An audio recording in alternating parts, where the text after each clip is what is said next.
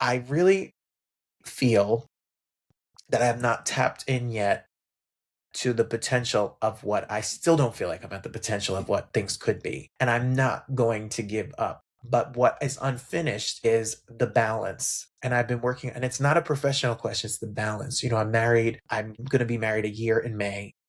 And the balance is what I've been really working on. How to be Robert Bannon, this guy that's talking about all these fancy things, and then be Robert, the husband, and the brother, and the son. And it's unfinished in how to have it all. And I'm working on it every day. I'm so lucky that Darius is so supportive, and he's owed my full self. That's not checking an email or looking at numbers or editing a podcast.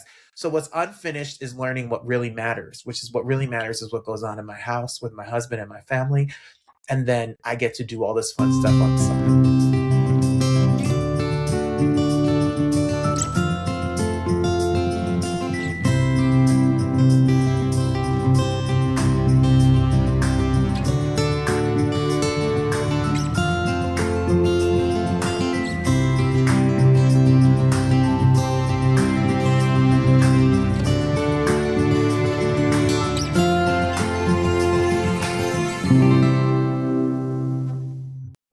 All right, everyone, welcome back to the Left of Str8 Interviews. I'm your host, as always, Scott Fullerton. Today, I'm so happy to have in studio with me the very handsome, the very charming Mr. Robert Bannon is here. Robert is one of those multi-hyphenate singers, actors, artists, teacher, host. His career bridges stage, music, and media. He's known for hosting the Roundtable on the Broadway Podcast Network and Broadway World. He also inspires mine with his teachings and travels the country as a sought-after performer who released his very own album, Unfinished Business, just a few years ago. Try saying that 3 times fast on a podcast. He recently recorded his 1,000th show with the legendary Broadway icon Rita Moreno. And not one to rest on his accomplishments, he is well over that number now and has interviewed some of my favorite Broadway performers and artists, including recently Jesse L. Martin, Marissa Jarrett Winokur, and Claiborne Elder, whose new album I am just playing on repeat. I can't wait to talk about all of this amazing career in life. Please welcome for the very first time to the show, Mr. Robert Bannon. Robert, how you doing, sir? Hi, Scott. How are you? Thanks for that incredible introduction. I know you're not talking about me or my mom slipped you $20, one or the other. I am indeed, my friend. We became friends a couple weeks ago, I think, on Yes. our good friend Richard Skipper's podcast. And I'm listening to all these accomplishments and people you've talked to and your own singing career and threw in just a Saturday Night Live and, oh, I'm teaching 5th graders. It's like, well, I have to have this dude on my podcast. Well, I'm really honored and excited to talk to you because I love people who have created something of their own. I love that you don't only do interviews, but you do conversation. Because I looked you up and I listened to you, and you do like you do commentary episodes. There's a whole thing here, everybody, that you can be listening to Scott every single day, and I love that so much. And I had so much fun listening to you and your story and your journey and who you talk to. And I'm excited to be here. I'm so honored to be here. Thank you. I appreciate that. And I am a Broadway baby, inside out, twice removed, because I've never lived close enough to go there often, but I do travel there as much as I can. I've told you off air, I've been banished to Northeast Ohio, which is about six and a Yes. half hour drive from there, but I'll try to sneak in on occasion when I can. You have interviewed all of my favorites. Like I said, just some of the biggest and brightest of Broadway from both on stage and behind the scenes. So how exciting is that? Let's go start at the very beginning, though. I mean, you're Broadway adjacent, I guess. New Jersey's not too far from there. Talk about how this Jersey boy gets into wanting to be a singer and dancer and performer. Oh, good question, Scott. I'll start at the beginning. It's very bizarre to me. The whole journey is very bizarre to me because it never, you're the Left of Straight podcast. And, I was not, none of my life has been a straight line, personally or professionally. So it's very interesting because I'm 42. I never, ever wanted to get back in this business when I quit and retired at 18. At 18 years old, I was done. I was a has-been. I was over.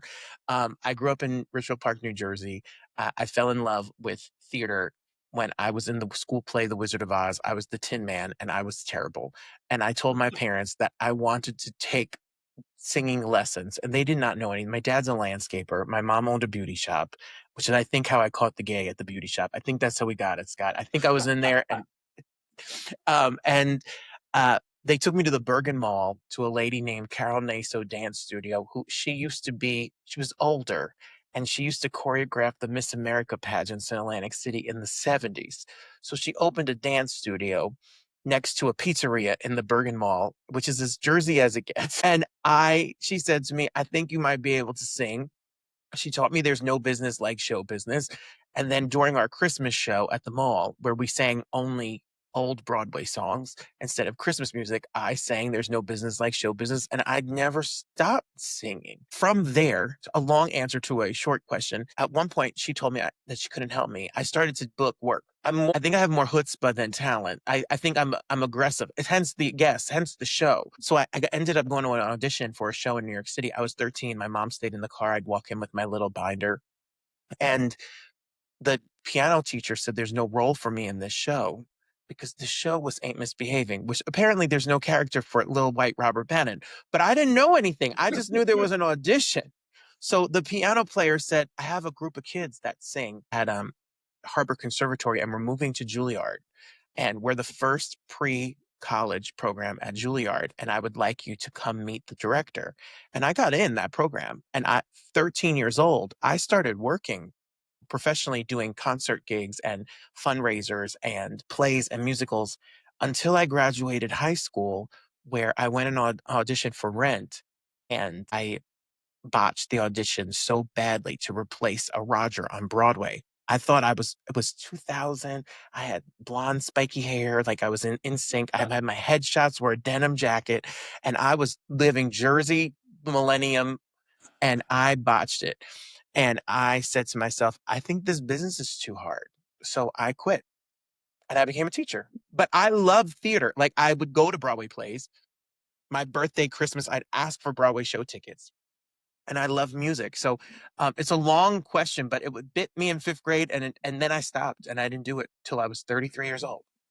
I love that. Well, that's one of two things we have in common. We are both Mhm. huge rent heads, and we Mhm. both have little tragedy in our life by both having meningitis. You Mm. more serious than I did, but I lost a lot of hearing from it and had a pretty bad case of it and almost passed when I was 15 years old. And you were struggling with it for quite a while too, right?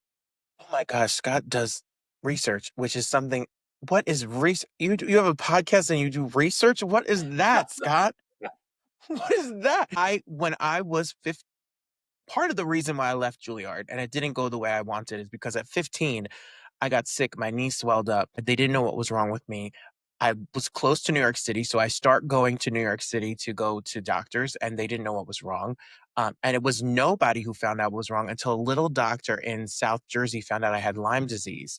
And that Lyme disease caused meningitis. And that meningitis, it hurt my eyesight, it hurt my ears. I could not watch television. The lights bothered me. I got really sick for about 3.5 years. And nobody knew Lyme disease could be that bad. It was a very taboo subject. And I was out of school. It stopped my music career, and it stopped my educational career, and it stopped my emotional, personal growth because, when people are 14, 15, 16 years old on this little fun gay show, I, they think about who they are. I have a crush on you. I'm going on a first date. I want to go to prom. I don't know who I am. I didn't have that awakening experience because of me being sick for 3.5 years. I was so focused on that everything that I was leading up to personally and my little music career and going to school for music stopped. So the meningitis really did make a huge difference in my, how long did you suffer with it? I read yours and was fascinated because I was very lucky. I did almost die, but I was done in 3 weeks. So basically, I had gone up to a summer camp. I was a camp counselor director for YMCA every summer. Mine was bacterial. They think I got it swimming across a lake up in the mountains, Got it. and I got like you said, you don't, until you experience, you don't know the headaches that are involved and the weird psychedelic things you see, right? Mhm. And so they sent me home from camp. My parents had to come pick me up on the mountain. And I don't remember, they remember waking up in the morning and finding me delirious in the living room and rushed me to a doctor. And luckily, my doctor, same thing. It just happened to find a doctor that knew what it was because most people didn't understand it at the Mhm. time. And they sent me in a very quick ambulance ride to Children's Hospital. And because my mom was never big in drugs and stuff when we were younger and everything, they gave me like 1,000,000 units of penicillin. So I was in Children's Hospital for 2 weeks and I lost 35% in one ear and 65% in the other. And that's really all in 3 weeks. I was done. You couldn't really tell too much else besides the hearing loss. So The I was hearing lucky. never does it come it's you've been with like that ever since? Like I'm supposed to wear hearing aids. I'm too damn vain, Robert. I'm sorry. I'm not even in the business that I'm too damn vain to wear my hearing aids. No, I It's you horrible. are in the business because 'cause we're doing this. And see, Scott, it's better. You're a better host because then you can't hear all of our dumb answers. I don't get that's incredible. I do have eyesight issues. My eyesight is really bad ever since. And I don't get flare-ups of it, but what happened was they didn't catch it at all for a very long time. The doctor in New York at a very famous hospital would just misdiagnose me as ankylosing spondylitis, which is what Ed Sullivan had. And they told my mom I was going to be in, yeah, see, I was going to be in a wheelchair. And they gave me a ton of steroids, like, to try to fight the inflammation. But the steroids, what people don't know, also it increases but it increases also the Lyme disease bacteria. So the bacteria grew so big and aggressive that it attacked my brain, causing meningitis. So that's why it took so long to figure out why. And because it was misdiagnosed, it got worse. So I tell people all the time, like, that stuff is real. It is real out here. It can happen. So please take care of yourself. Oh, when I hear about it going in high school and college campuses, it's very scary because I remember, and same thing. They, the law is when you're a YMCA camp, you have to stop at the hospital in Riverside on the way down the hill. He said, "Oh, that's just a flu. Here's Tylenol 3, and you take him home." And that's Oh, 8 hours later they found him in the morning. So yeah, very crazy, very easy to misdiagnose. So let's get back to the fun stuff and talk all about sure. you. You. Oh God, no. That's So why I have a show to your not talk your about me. how did SNL happen? I mean, all of a sudden I'm seeing we're on SNL bits and things like that. Tell Mhm. me, was that early on in the career? Was this when you were coming back to it? I mean, you kind of had everything crystallized back. Was pandemic kind of where everything brought you Pandemic. back in, or did you slowly work Bef- your way back in? I did nothing. I did not a thing from 18 till 32, 31. I got married to a woman and divorced and changed that whole trajectory of my life. So when I turned when I turned 18, I thought that life was gonna be a school teacher and she was a school teacher. And so then I would just have a simple little life and ignore all of my personal life and my personal feelings and just live a normal little life and not worry about showbiz and not worry about sexuality. And when people ask me, you didn't ask, but I'm going to tell you. People ask me, did I know? I knew I wasn't like my brother or my dad who had like a much more straight like women like I was not checking out girls at the beach, but I knew I loved her and I knew I was fine and I knew it would be okay. And I got married. And when I got divorced, because it did not work, it wasn't, people have asked me, like, because you had a boyfriend? No, I didn't have any boyfriend. It was just not working. And when it didn't work, I realized I was going to have to address two things in my life: who I was personally and what did I want to do with my life professionally. And they both were really scary. But thanks to my therapist, taking the step towards myself personally and my sexuality and taking a step towards what scared me professionally. Once I was, as corny as this is, Scott, in alignment to what I always felt I was, who I was, but I was afraid to be or tried to be in a business that I was scared of or didn't think I was good enough, things happened a lot quicker and faster than I thought they were ever going to. I went to see an off-Broadway show called Invisible Thread, which was called Witness Uganda back when it was at ART. And it was a show by Matt Gould and Griffin Matthews. Matt Gould wrote Limpika that was on Broadway. And I saw one of their last shows and I tweeted them. And I never had Twitter before, like in my life. And I said, like, your show, the music really moved me. Congratulations. And he tweeted me back and said, thank you. And all I said back was, one day I wish I could do something like that. So Griffin wrote me and said, it's not about thinking, it's about doing it. So I sent him a message privately and I said, okay, I haven't sung in 10 years. I don't know what came over me, Scott. I said, do you have a vocal coach that I can try to sing again for fun? And they said, Matt can do it. Come over. And Matt and me built unfinished business for a year. Not thinking it was going to be a record, just putting songs together to do a cabaret he said in his living room. Like we were going to do small, but I don't know how to do anything small. I just thought if I'm going to do it, we might as well just do it. So he was not writing Lampica yet. He was not on Broadway. He was just living in a little apartment in Harlem. I would come in from Jersey. We would work on music. And then one summer I said, I'm not going to teach summer school. I think I want to do something in New York. So he said, why don't you go to acting school? And I said, why acting school? And he said, I know there's got to be a summer acting school program. So he talked to Eden Espinosa, who at that point had not done Lampica, but had done Wicked and had done Brooklyn and had done Sang Her Face Off around the world. And Eden said, I went to William Esper and you should go and use my name. So I called them the next week, talked to this guy on the phone. I said, Eden Espinosa. I had no credits. I had never done anything. Eden Espinosa said I should come to your summer program. So I've never told this story, Scott. So I go into so the guy says to me, well, it starts next week. And I said, okay, I have nothing to do. I'm free for 6 weeks. I thought it was gonna be 6 week summer camp. So he says, I'm going to put you with Barbara Marchant. No idea who she is. No idea what William Esper is. No idea that William Esper wrote books. No idea that tons of people, he trained with Sandy Meisner. No idea what Meisner technique is. No idea about acting. I walk in to the class. There's 18 of us. It's a summer camp. We meet every day. And they're all actors from all over the world. I'm from Russia. I'm from California. I'm from Australia. And I'm like, I'm here from Jersey. I'm a school teacher. I don't know what I'm doing.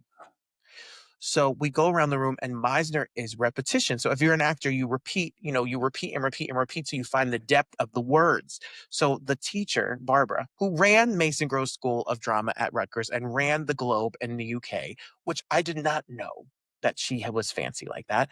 She comes up to me and she says, what's your name? I said, my name is Robert Bannon and I'm from New Jersey and I'm a fifth grade school teacher. So she says, okay, we're going to start our first repetition with you. I said, okay. And she said, you're more than a fifth grade school teacher. And so now I'm supposed to take it and say, I'm more than a fifth grade school teacher. And she says, you're more than a fifth grade school teacher. And I say, I'm more than a fifth grade school teacher. And we went back and forth and back and forth. And at the end of the 6 weeks, she said to me, I want you to come here for 2 years. And I said, I can't come here for 2 years. I'm teaching in New Jersey. And she said, if you come on Tuesday nights and Saturdays during the day, I'll get you graduated. And I did. And I said, well, then I could quit at any time. She said, you can quit at any time. And I finished. And 1 year into it, I started to put my headshot and resume out on Actors Access Backstage. Where can I find? I'm talking too much. I'm a bad guest on a podcast, Scott. I'm sorry. Yes. I No, hate to no. talk about. That's amazing. So so I get an email. I'm in acting school, and you're really not supposed to take jobs in acting school. They want you to study, okay? But I would sneak a job. I would sneak I do my big gay Italian wedding around the country with the I ran off Broadway for years. I still do that show. I would sneak and do it a weekend in Atlantic City, or I would sneak and do a community theater or a concert. Like I started to get back into singing. I didn't start my album yet or any of that, but I got an email on a Thursday night that said that my name's Brittany. I'm the casting director at Saturday Night Live. I saw your picture on backstage.com and we need somebody for a sketch. So I Googled her because I thought it was spam, and she's the casting director. And the email had an at NBC.com. So I thought, okay, maybe she's real. So I call her and she says, send me a current picture of what you look like. So I send her a current picture of what I look like. And she says, I'm sorry, I can't use you because we need someone with a shaved head. And I said to her, I grew up on Saturday Night Live. If this is a real part, like if it's a featured part, like if it's a part, I will go to Supercuts right now and shave my head. And she said, you really are gonna go shave your head? I said, "I will shave my head to be on Saturday Night Live." She said, "Okay, let me talk to the director."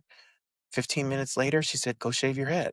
And I shaved my head, and she remembered me for doing that, and I did the show from background parts to featured parts to parts that still get residual checks that come in the mail. Like, she remembered me because I took a risk and shaved my head, for 3 years. It stopped because of the pandemic. It stopped, and so my acting school was on 37th Street, and SNL's obviously is at 30 Rock, so I would leave acting school at 1 o'clock, and I would run to be there for 1:30 for rehearsal. And then it was the best part-time job because I would get paid to sit Right. and watch them make Saturday Night Live. And then I would leave at 1 o'clock. I don't know how I did it because I would work all week as a teacher, and then I would run to acting school, and then I would run to SNL, and then I would go home at 1 o'clock in the morning. And I did that for the years. I 32, love that. 32 episode, 31 episodes, 30 something, 30 episodes. That is amazing. I made friends. He was a guest on my show a couple times with Greg Scarnici, who's a associate producer over at Saturday Night Yeah. Live, and just such a great. I've heard so many great stories, and that is one of the best. Shaving your head, I love that. Let's commiserate for just a little bit over our shared love of Rent. I had Wilson Uh-huh. on for a whole different reason. I'm a big television buff, It so I like him from Red Band really. Society and his old whatever the first show he was on, Ricky. And I've had a Yeah. couple of times since then. But you've had Wilson, you've had Daphne recently, you've had Jesse L. Martin now recently, who I'm a huge fan of. Talk about your love for Rent and We could now get him to come actually on your talking to show, them Scott. in person. We could What's ask that? Jesse L. Martin to come on your show. If you do that, I would buy you so much swag. You don't even know. Okay. I'll tell you how Jesse L. Martin came on my show. I So saw it. I've seen that episode 3 times probably. But yeah, tell my audience, please. Jesse L. Martin came on my show because the guy who was the music director of Rent wrote a book. And it's a really beautiful book. It's very nerdy music. Like, if you're a theater person and you love how do you write the music and build the show, like, it was so fascinating to me. And then Jesse L. Martin sent me a DM. He sent me a message on Instagram, and he wrote, "Hi, I'm Jesse L. Martin. I was in the original Broadway cast of Rent." Like, I'm aware. I've I heard saw of you, Rent. sir. Thank you very I've much. Oh my heard. God. You've done like 500 episodes of Law and Order, and you're a legend, and you did the movie and the play. Um, Rent is like Rent. It changed my life. I came out when I finally got to do Rent. I didn't do Rent until after I graduated. Okay, so I failed my Rent audition. I gave it up. I botched. They called me in to be Roger. I botched One Song Glory. I messed up the words. I gave it up. I go to acting school. There's a regional production of Rent, and I said, I am graduating acting school in May. This starts in June. So I will go on an audition to be Mark because I wear glasses. I will be Mark and I'll do this production. And I go in, and it's going to be a whole summer of doing Rent. And the director says to me, I come in and I think I sing, I guess that's why they call it The Blues by Elton John. They wanted like a rock song. So I was like in my little book. So I'll sing, I guess that's why they call it The Blues. I sing the song. And he says to me, "Will you take another part besides Mark?" And I said, "Oh, yeah." I said, "I'm not a great dancer, but I was like, I'll be in the ensemble. I'll be the squeegee man. I'll do some part in the show." And he says, "No, I want you to come back and audition for Roger."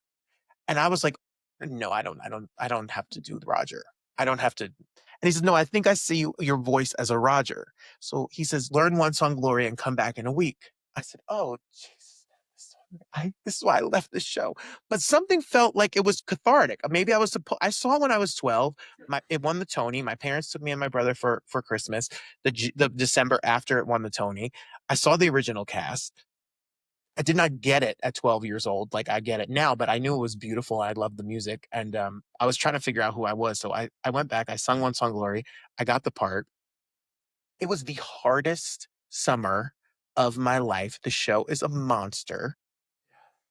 Singing the Roger track where he doesn't leave the stage a lot and he's always screaming and belting and singing like Adam Pascal sings is hard.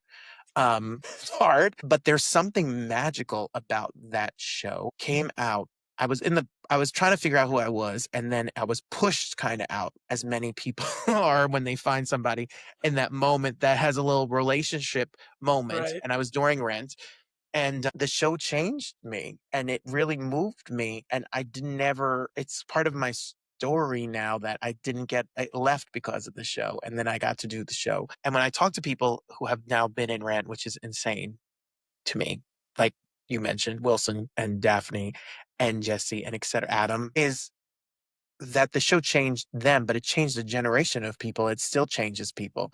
And it's more than a gay show, and it's more than a show about survivors of HIV, and it's more than a show about drugs. It's about community, and it's about finding yourself, and it's about, love and life and how precious it is. And I think that the show will play and live forever. It changed my life.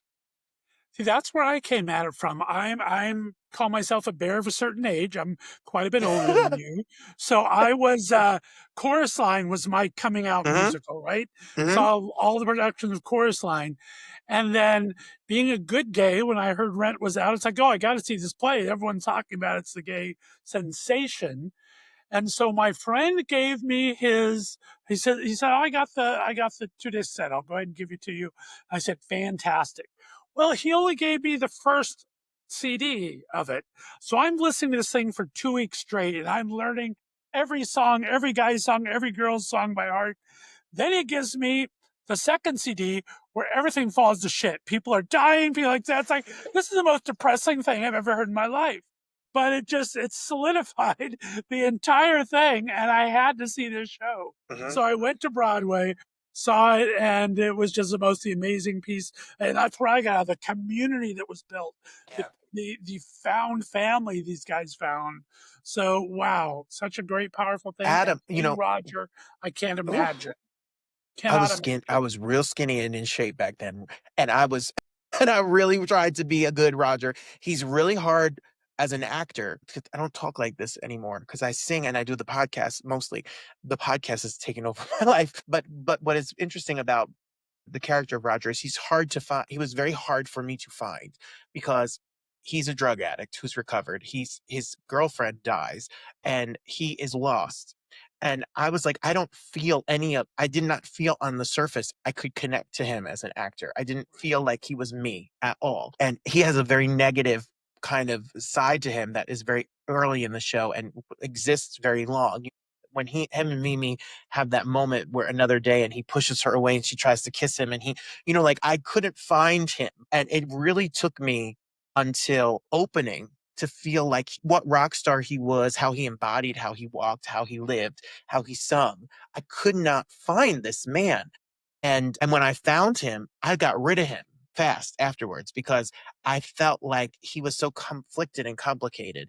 And when I talked to Adam, when Adam came on the show, see, I did a show before my show. I didn't know any of these people, but I did a show with a record guy who used to book Broadway I performers. saw that. It was amazing. Yeah, and that's a whole saga in of itself and how that ended. But I was trying to be polite on Richard Skipper's show because he knows Lee, and I didn't have a great the ending of that wasn't great, but it led me to this. So when Adam came on, I was like, Adam, I'm like in awe of you, and I don't know how you did it for all those years and sang those songs for all those years because it is a very draining to live that arc, that story every night is exhausting. They are warriors, marathon runners to be able to have lived that show and done that show the way they did it. It's crazy. One of my good friends was on Rent Live in LA in Hmm. Fox. He was one of the swings doing Squeegee Man and waiter and everything. And Hmm. that's where I forget his name now, but the lead Roger had broken his foot on set on Yes, as onset accident. And that's such a physical part that they kind of waited till the very end to bring him in. But yeah, that's a hell of a part, my friend. it So sure is. good on you for doing it. I want to kind of seesaw for a second. I want Hmm. to talk about getting your voice back and doing unfinished business, then go into the podcast and talk about you're going back on stage in June. But let's talk about unfinished business. You have these songs, you're doing covers, doing some original. I mean, talk about how this album came to be. You told me a little bit about it working with this voice teacher, but what was the experience like in building an album for you? Sure. I did a show at 54 I did a show at 54 Below. Um, I finagled my way in there because I I emailed them cold and said, "I wanna do a show here." And I was nobody. I had just graduated acting school. I had just done Rent. And, they said to me, "We have no dates for you except 9:30 on Thanksgiving Eve," which I was like, "Oh god, who the hell is gonna come see me sing at 9:30 on Thanksgiving Eve?" But I took it, and I forced everyone I knew in New Jersey to come to try to sell this show out, to try to build some kind of a career. And, I did the show, and I started to do shows. Like I started to do a concert in Jersey and I started to sing again and etc. And a guy that I hired said to me, "I know a person who produces records and he does like a little jazz cabaret label in LA. And if you have the money to make an album, because they don't pay for your album like they used to back in the day, but they'll distribute your album." And I don't know anything about this. So I said, sure. So I met Lee Lessick, who had LML Music, who I bought my album back like Taylor Swift. I bought my album back. Now it's mine. So if you stream it now, it's my album. It's the Robert Nice. version of Unfinished Business. And not because he's a bad, because I just wanted, we weren't in the business together anymore. And I wanted to own my own album Sure. that I paid for. And so I started to get, and I don't like to do anything small, Scott. It's bad. It's good and bad. So like I want good arrangers and I want all live musicians and I want all of this to be, my sound has evolved since Unfinished Business. It's a lot more fun now. It's a like if you come see my Pride show on June 20th, it's a lot of diva songs and up tempo songs and sing Donna Summer and sing, like sing Cher and sing Whitney Houston. Like it's different than this album. It's a very Great American Songbook. It's a very cabaret traditional sense. And I got Jane Monheit to come on and do a duet on the album. And I got my friend Matt, who I was just talking about, who did Lampika to write a song called I Think He Knew. They wrote it about him and Griffin wrote it about their dad, but I took it and made a video that did really great during the pandemic. I did a cover of From a Distance, and we did a video from a distance because it was during the pandemic. What happened was my studio date was March 24th, 2020. And so when COVID happened, we pivoted and did the whole album virtually. So everybody recorded at home. I did my vocals in LA, like hermetically sealed in a bubble. And and we put the album out in 2021. It took a lot longer and it cost a lot more money because of COVID, but I kept going. But during that, the man who owned the label, I saw he was on tour and he was flying home and he was the only person I knew who was flying in the beginning of March, March 20th. He was flying home to LA and I texted him and he called me to say like, this is crazy and what's going on and blah, blah, blah. And then everyone started to do a show. Jim Caruso was doing his show and Seth Rudetsky and James were doing their show, and he said, "What if we did a show?" And I said, "I don't. Okay, like I don't know what a podcast is. I don't listen to it. I don't have a YouTube channel. I don't. I sing. I do Saturday Night Live. Like I don't know what I would do." So we called it Quarantine Cabaret and Cocktails, and our first guest because of him was Jessica Vosk, and we did a year. We did 52 episodes. And we also created something called the Broadway Cast Reunion Series, where we made a business where we reunited Broadway casts and sold it to touring centers like Broadway in Detroit, like we before I moved here. And it made money. And then he made his money and he was like, I'm done. I'm going to move to Portugal and I'm out. And I was like, I don't know what to do. So I decided to keep going. I thought I would do 2 shows a month and I thought no one would come on. And I'm very persistent and annoying. And I am, like I said to you, it's a good thing and a bad thing, but I'm very aggressive in certain aspects of my life. And, if I'm going to do it, I'm going to do it. So I've been doing that ever since. The album I'm very proud of. I think He Knew is the song that I have sung more than anything. If you want to watch like the quintessential moment of my career, I think that music video is very important about a father and a son and their relationship, about when the son comes out. It's not exactly my story, but I know it relates to my dad and a lot of people that listen to it. And my sound has continued to evolve and tried to continue to figure out my live shows are hard to do now because I live in Detroit and I don't get to go to New York and sing as much as I used to. I think about recording new singles and an album all the time. I think I have an idea for a new single this year before June. It costs a lot of money to make a record. You don't make any money when you put out music anymore. It's streaming. I think I got like $72 a year for my album. But it's in me. And I promised myself when, spoiler alert, I moved to Detroit. I got married and moved to Detroit. So I'm not in New York City. And I promised myself when I moved here that I would not give up music. So it's a push. It's hard for me to fly home and do a concert. My band is in New York, and but I'm persistent to keep going. So I like when I talk about it on a podcast because I don't forget, like, oh yeah, go back to that album.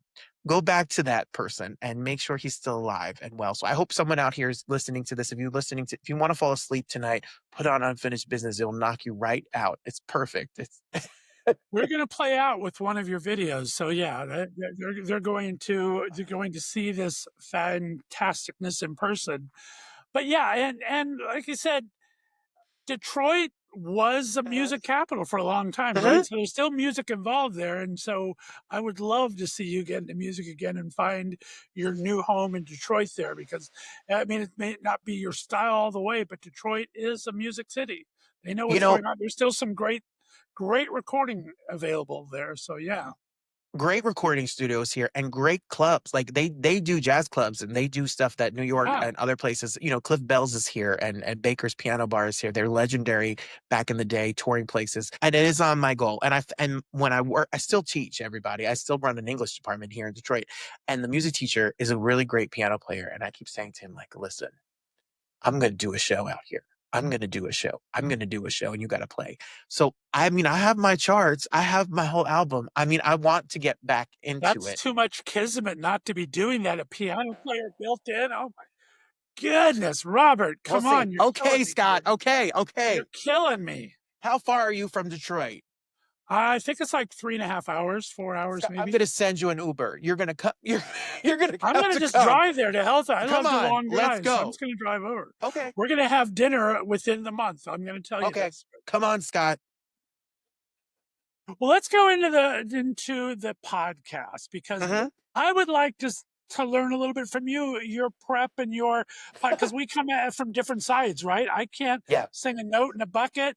I could probably maybe act a little bit if I tried, but I've never studied it. So I come at it from a total fan point of view, right? Things that I just have seen and loved and heard and watched. You have both sides. I mean, of course, you're a fan of other people's work, but you also are in the business. Tell me how how do you keep those apart separate and do you not want to and talk about your preparation for a behind the scenes person in a broadway.com podcast and in front of the stage. Thank you, Scott. It's something I feel like I find it so fascinating about how we do this. Like when I have you on my show, because you're going to come on and talk about your show. I will love to know your process because I think it's so personal and so different. Just like acting is, just like singing is, what some people are methodical about. In acting school, I was with an acting partner who would have notes and notes and notes and notes and notes. And then there would be me who was very much more like, okay, I feel comfortable to wing it. On stage, I'm not a really big rehearser. I don't love rehearsing. It's very boring to me. And then there are people who spend days and hours rehearsing. The podcast, when I started it, I realized very early on that the stuff that people don't talk about, there's a million of them. They're hard to book guests sometimes because they get pitched a lot. What makes you stand out? What, besides numbers and a presence, which is annoying that is a part of the conversation, but But it besides is. that part, um, what will make me stand out? And why would someone want to come on my show? So what I learned for me that works is that I think that it's my mom watching the show and there's no one else. I try to talk to you like I'm having you at my house or have for Starbucks. Like I'm not very formal, very much like you, Scott. Like meaning like it's a casual Yeah, conversation. that's what mine is. And I try to never not this sounds corny, but I try never to not be me. Even if I'm a fan and I'm scared or I'm nervous or I feel like, oh, this is a big interview, I really try to take it to a human level because I've seen a lot of people do these where they're very robotic. I've been on people's where they're very robotic, and it's very hard to have a meaningful conversation. So I try to be always a host. Like, I welcome you into my house. And it was a slow start. And the one thing I'm good at, like I said, that has been is I'll pitch a lot. And when I started, I would pitch a lot. I'll email everybody, anybody, but throw everything on the wall and see what sticks. It's a slow build to build better guests, and it comes from relationship building. It comes from trust. So if I get your publicist to give me somebody, and then I always, please put me on your email list. Send me when you have new clients. Send me when you have new projects. I'd love to keep working with you. There's a lot of behind the scenes before you get to do the fun stuff where it's to talk to Scott and me. There's a lot of emails. There's a lot of planning. There's a whole backside to editing and uploading and promoting and sharing. And it gets redundant. That part is the redundant part, but there's nothing to me like booking a guest when they say they'll do the show, getting the conversation, and then the fact that somebody's listening, which is part, Scott, that I forget because Exactly. I don't really, you're not here with me right now, when I'm doing the show. So like, I forget that someone's listening. Even my husband was driving and he was like, "Oh, I loved your interview." You listen to that? I think they're just disappear in a vacuum. So it is amazes me when someone reaches out on Instagram or sends me an email and says like, "I loved your message," or some. It's the part that I don't, because I think I'd get nervous if I realized people watch and listen, because I think I would change and want to be like, I'm a host now and I have to be very. So I just try to have a conversation. It's a very long road. So if you want to do this, because students talk to me about it. If you want to do it, you're not going to start with some big fancy famous person. You're going to have to get really curious about people. You're going to have to be really interested in what they do, even if they're not a celebrity. And you're going to have to really find a way to humanize you and them to build chemistry and a relationship with the audience. I think the trick is a line between thinking too much about them and finding all that you can about them and forgetting it where you just have a conversation. And that's hard. It's way harder than it's way harder than so when in acting school, thanks Scott, they used to say, do all the background knowledge you could on a character and then throw it out the window and go in and have a conversation. I try to read, I don't Scott's really good.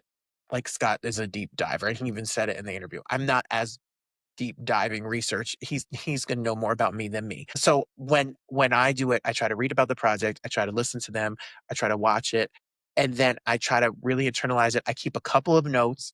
I keep a tab open on my computer with notes. Sometimes I forget in the conversation and I don't even go there because the conversation goes a different direction. And sometimes I have to lean on them because some guests are quiet and I don't get a lot of conversation out of them. We all have guests. We could probably talk about that. We're hard. And then I let it go and I just go with the energy of the guests and how they feel. And I try to vibe off of their vibe and we try to have a conversation. I never forget to try to be funny, but I never try to take over the conversation. I don't know how to describe it. It's hard because you want to be entertaining and engaging, but you don't want to be the star, and you want to be really prepared, but you don't want to be a robot. So you have to find it for you. It's a different balance for everybody. I don't know if I So well answered your said. question, And like Scott. you said, I tend to over prepare just because of one of my earlier incidents with a celebrity we'll talk about off air. But Oh, so I tend to over prepare, but it's like you said, I learn all this stuff, but then I forget it because if you're not listening to who you're interviewing, you've really blown a lot of the interview. You could have missed some really good key points. And you are so good at it. And you had such a recent example of that. I've been flipping through your interviews like crazy since we were on Richard's show. And recently you put up back to back, even though you did them separately, your interview with Daphne Rubin Vega, and with Marissa, Marissa. because Daphne, a couple of technical problems. She's a slow, methodical talker, and Marissa is 80,000 miles a minute. And you were able to modulate that so well. So the guests felt comfortable. You were able to keep the pace going. And it was just an immaculate piece of podcasting Gosh. to see those back to back, my friend. Well, So thank you. fantastic. I'll talk about that if you don't mind for a second. Sure. Daphne, so Daphne is doing an off Broadway show, and I reached out to their PR people and I said, I want to do an interview. I did not think they were going to give me Daphne because she does not do a ton. She does some, but Right. she's an interesting talk. She's an interesting guest. And they warned me that she is heady. Like she is a real thinker, slow, that she's not going to come on and would you light my candle razzle dazzle moment. And I also knew that there were see, Scott, I don't do the gotcha, and you don't either. I don't do the gotcha interview. Like, I'm not here to make you uncomfortable. I don't want to know why Daphne was, what do you feel about the movie? What do you feel about Rent? What was it like? I don't want to do that if she doesn't want to go there. If she comes on and I give you that introduction that says at 12 years old I went and saw Rent and you say thank you, I get the vibe that we're not going to spend a lot of time on it. So I go with the flow of who you are. She was slow in her conversation, but very deep and very, very provoking and thought provoking about what art is. And then you have Marissa, who's in a hotel room in Boston, who would have talked to me about her social security number, how much money she has in the bank. She spent her money from Big Brother on her bills. She should have saved it for her son, blah, blah, blah, blah, blah. I packaged my merchandise on the website and sent it out. Totally different vibe. So you are a chameleon because I got to rock and roll. And the reason you don't want guests, this is what I say about people who do podcasts. If you want to have celebrities or people of note on your show, you want the guests to feel comfortable and have fun, but you want their people to like it because they're the gatekeepers to other people. So Yes. for someone like, so when I had a bad interview very early on, and I will talk about it on camera because I don't care. So I don't know drag queens. And I think drag queens are the hardest interview because they I hard. don't do them. I've done three. See, Scott, I should learn this from you because they're not great conversationalists. If they're not in character, they don't like their camera because if they're not in drag, that's fine. I don't need you to be in drag and I don't need you to be on camera. But I need you to have a personality or talk about how you do it or why you do it or what your art means. They don't really love to like they tip this is stereotypical because Bianca Del Rio's great, Nina West, there are great ones. Sure. But so I get a pitch from a publicist who says, there's a drag queen, she won Drag Race, she's got 1 million Instagram followers, she's got a new album out. Would you do the interview? I say yes, but I don't watch the show. So I don't realize that she's been canceled, right? Because she's very racist and says crazy things. And it's Sharon Needles. I did not know her. So she comes on. Her publicist is on too. She says the craziest, most insane, inappropriate things about everybody in the world. When I ask her about young queer kids in the community and them, she says, like, I don't care about the like crazy things. I roll with it. I never air the interview. I put it up and hide it. Like I put it up and like, oop, not promoting it, but I don't want to show the publicist I didn't put it up, but I don't want it to be like people to find this interview. But the publicist was so grateful that I navigated the conversation without an argument, that I navigated the conversation without being thrown off, that I realized something in that moment that my job is really not to give my opinion. I've had controversial guests on, other guests too. Mhm. I don't go into the conversations about their controversy unless they want to, but I don't feel like it's my job to give my opinion about their life. I'm here to ask questions. So I think that's part of it. I had Jussie Smollett on, and I got a lot of garbage on social media about having him on. And he's a friend of mine. Like we have been friends. So when he had a movie, I promote the movie. I don't talk about what happened. I don't think it's appropriate for my show because I Right. think it's been done. My show's about show business. It's about entertainment. It's about art. So I'm not going to ask you about your boyfriend, your husband. I don't do that per Exactly. se unless you want to. So that's my mantra. That's my show. Does it make me a little light and fluffy? Yes. But what I hope it does do is show entertainment and show a different side of the entertainment world. If you want something more scandalous, there's other people who do that. I just don't do it. I hear you, and I appreciate that because I'm the same way. And we'll talk about it another time because you are I'm part of the Broadway World Podcast Hmm. Network and everything. So they Hmm. do commercials. I've done this for 11 years now, and I refuse to do anyone else's commercials. So I'll do commercials when I feel like it. So because of that, I've only had 4 guests I didn't want to do in 11 years because I decide who's going to be on my show, right? And we talk about drag queens being usually a tough a tough guest to have. I was recently pitched a couple weeks ago. There's this new drag show on YouTube. It's like, hey, can I have this? It's like, no, thank you. I just don't want to do that. I'm not putting myself through that. It's like drag is not a huge thing of mine to begin with. So doing the Got it. research is Same. harder than usual because I don't know the queens as Agreed. well. And they are not great interviews. So yeah. So that's the one I thing just we'll want to talk say, about advertising sometime because I don't do that. well, I want to say that to you. Part of my deal with both VPN. So I did this originally just me.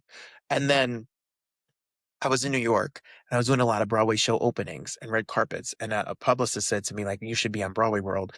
Um, I never thought about it. I never thought about this as a business. I still don't make money doing this show, really. Like, I don't, there's ads on Broadway Podcast Network that they put in that amount to pennies, or I'm not trying to be shady, Sure. but like, I get good views for some of my interviews, but like, I'm not retired from teaching.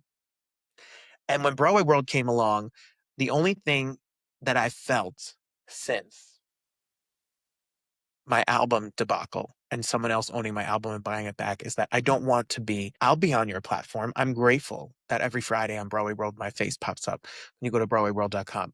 I'm grateful that I get to post my show on someone else's network. But no one is telling me what to put on my show. And Right. that's always been my rule because they don't pitch me guests and they don't tell me what to do because I won't let them. Because I don't want to be told I have to talk to somebody and I don't want the conversation to have, if you're a guest and you don't want to talk about something, that's different because I agreed to have you on than someone telling me Right. what to do. And that's why I feel like my show, it may not be bought by somebody. I may not be making a lot of money. I haven't sponsored my show on my own. I wish I could talk to you about this off the air because I'd love to know what you do because I just don't feel, I feel my independence and my name is on it and it's important to me.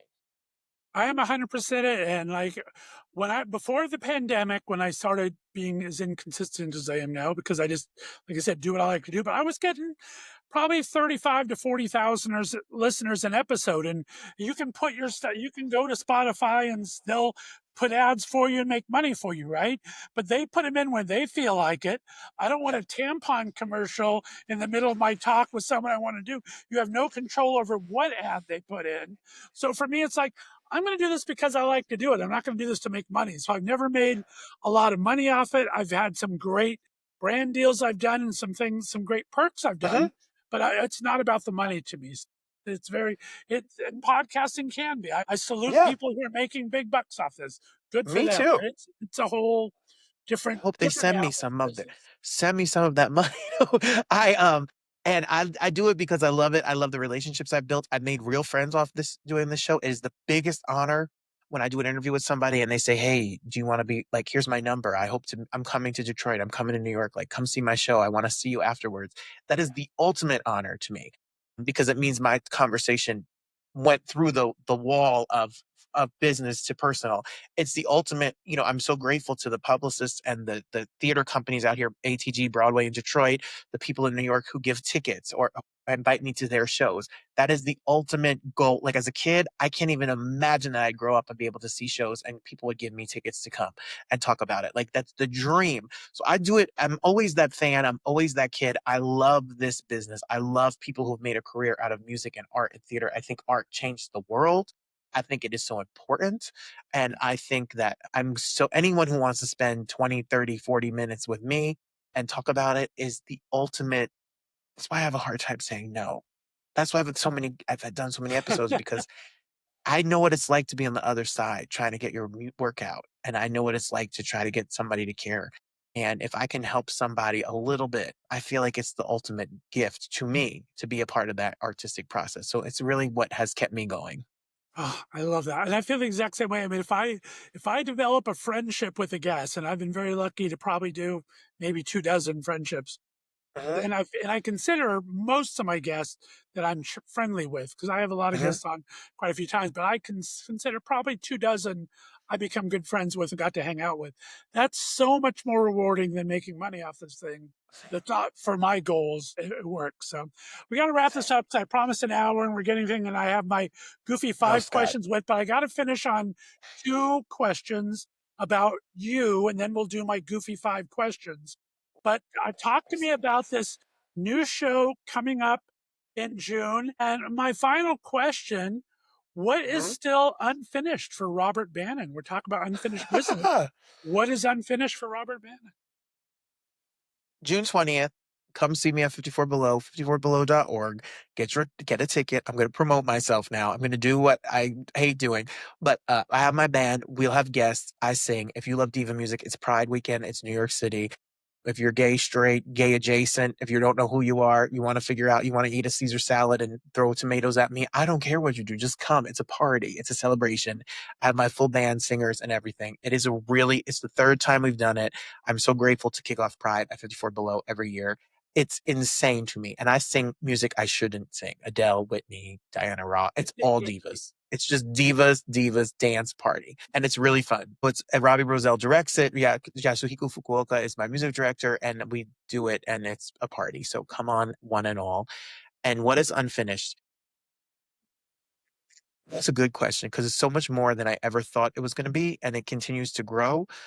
I really feel that I have not tapped in yet to the potential of what I still don't feel like I'm at the potential of what things could be.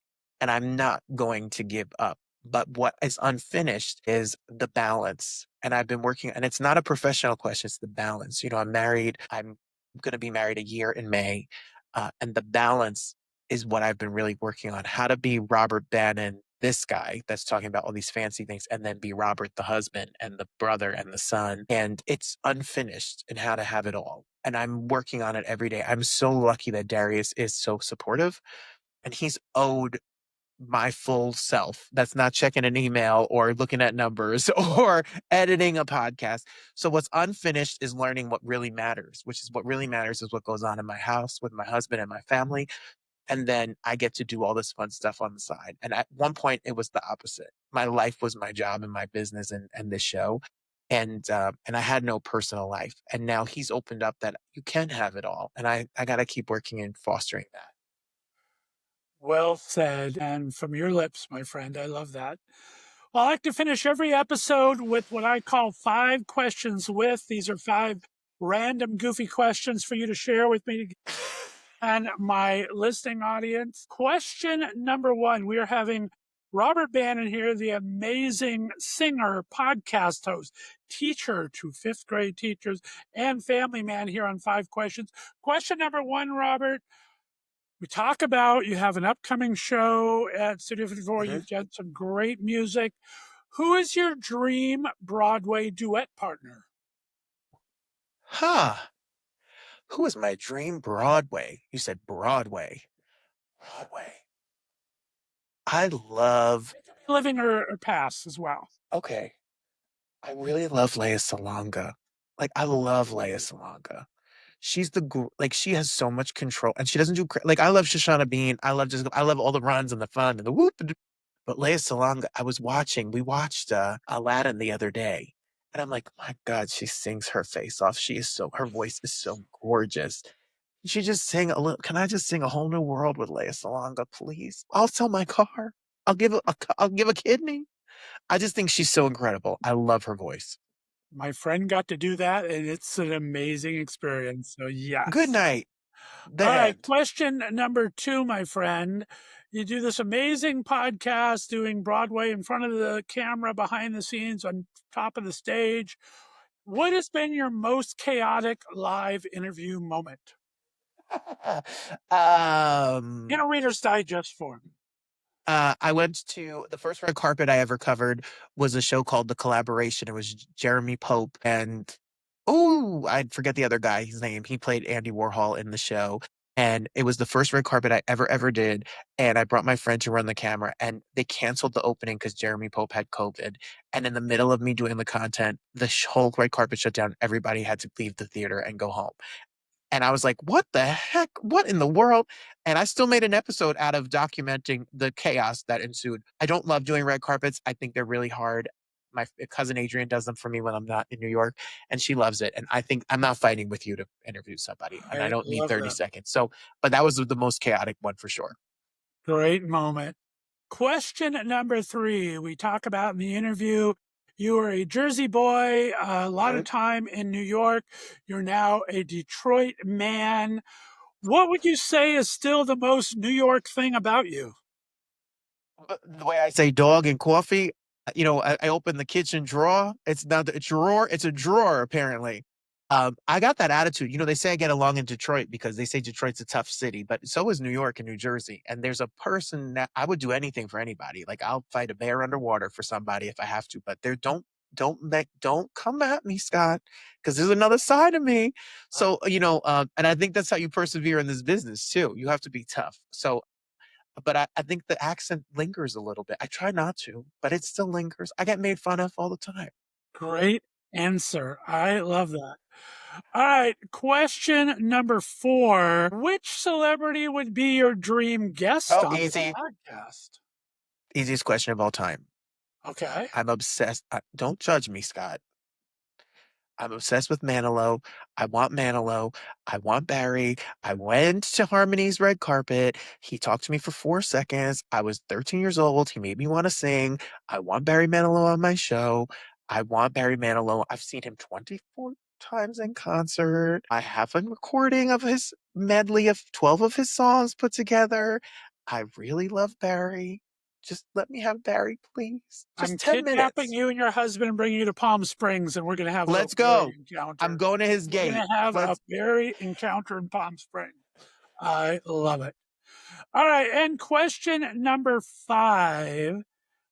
I want you to describe yourself, Robert Bannon, in 3 musical theater, either song titles or show titles. Ooh. Ooh. Describe myself. Describe Robert Bannon in 3 musical theater songs or show titles. Am what I am is one of them for sure. Because this is it. This is what you get. And Good. I don't care if you're the president. Well, not this president, but I don't care if you're the president or, I'm just going to show up as me. I'm going to take what I said before and talk about seasons of love and think that I've learned that love in the relationship, romantic sense, and in a human sense is what really matters. And that's what makes doing this show work is that you have care and love to yourself and people. And so I think that's important.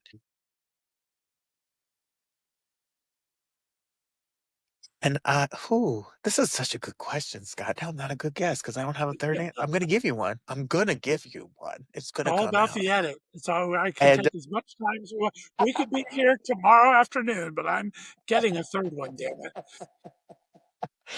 and um and I also think a third one. And I'm gonna Jennifer Holiday it up. I'm telling you, I'm not going. I'm gonna stay here. And I don't care if there's 4 people listening or 400 million people listening. I'm gonna be persistent and I'm gonna keep going. So I'm gonna try to tell you this in one easy edit. I'm gonna tell you that I am what I am. I am who I am, and this is what you get. And if you like it, great. And if you don't, listen to somebody else. And I'm not going. I'm gonna keep doing this show just like Jennifer Holiday sang on that stage, and then it's all about love, seasons of love. We have 1 year. In a year, maybe we're lucky to have 100 of them, and I think every single minute of them have to count. So I think that's what's important is that we spend these seasons of love sharing and making community together like that show taught us we talked about before. And I hope that my show, just like your show, does that for somebody and makes them feel not alone and a part of something somewhere better and bigger and together. Best answer ever in 6 years of 5 questions with. I love that. Next question. Thank you so much, Robert Bannon. It's been an absolute pleasure. We are going to have to do a co-project sometime. I'd love to All do a right. co-interview with you sometime. Let everyone know where they can find your amazing website because they can find your interviews, they can find your music. And do you do the social at all? You can give them that if you do social. Sure. Go to robertbannon.com. You can find out all the information about me. You can follow me at Robert M. Bannon because somebody took Robert Bannon. I don't know who they are, but I don't like them. So Robert M. Bannon is my Instagram page. And you could listen to the roundtable. But what I do to build community is every Thursday at 7 o'clock Eastern on YouTube live. I show 2 or 1 interviews that I did that week, but I also have a conversation live with you. So if you want to build community, there's a group of people who come on every single week that have watched the show through the years. It's once a week, Thursdays at 7 o'clock Eastern, 4 o'clock Pacific. It's just a way that I could talk about my week, what's going on, what's been happening. We have little segments of the show. So if you want to see my face and you don't want to listen to me and you want to hear me chit chat like I chatted with Scott, come join me on YouTube, where I'm right behind this wall and I'll chit chat with you about what's going on. And you can meet the rest of the people that come on and watch. And my mom watches, my husband watches, come join the family. I love it. Robert Bannon, it's been an amazing hour with you. Thank you so much for your time, your energy, your spirit, your music, your voice. And guys, we'll be back next time right here on Left of Str8 Show Interviews. Have a great day, everyone. Stay in line for me, Robert. Bye-bye. Bye, everybody.